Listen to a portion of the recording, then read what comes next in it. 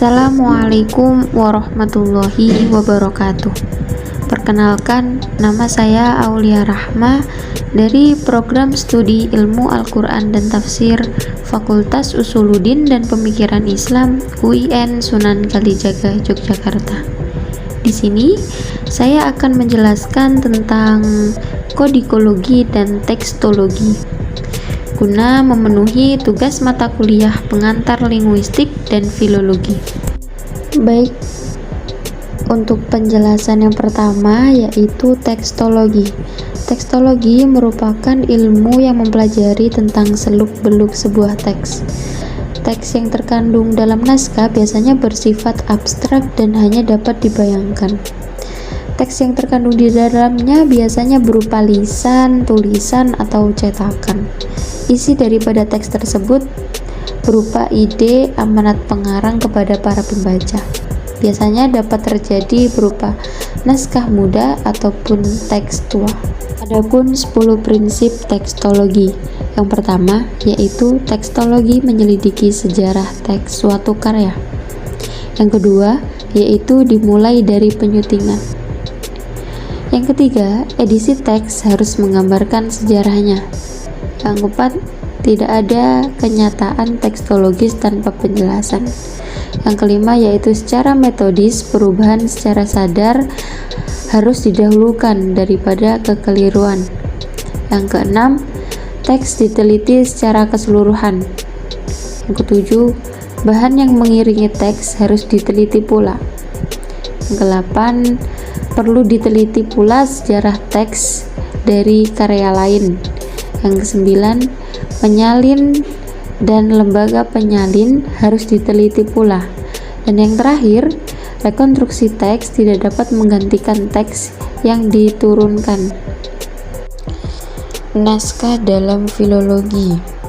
Dokumen yang ditulis atau di dalamnya terdapat hasil tulisan tangan, baik berupa kertas, peluang, kertas lokal dari daun saeh, lontar, kertas lokal dari lontar, bambu, kulit kayu, rotan, dan lainnya yang perlu diperbaiki dan dianalisa kembali.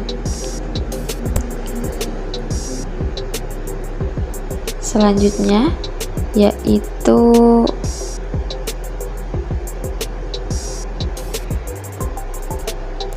naskah dan prasasti. Naskah adalah semua peninggalan tertulis yang ditulis dengan tangan oleh manusia di masa lalu, baik pada kertas, lontar, kulit kayu, maupun rotan. Sedangkan prasasti merupakan piagam atau dokumen yang ditulis pada bahan yang keras dan tahan lama. Perbedaan naskah dan teks. Kodikologi, naskah yang merujuk pada fisik dokumen, sedangkan tekstologi, teks yang merujuk pada tulisan atau kandungan isi dari dokumen tersebut.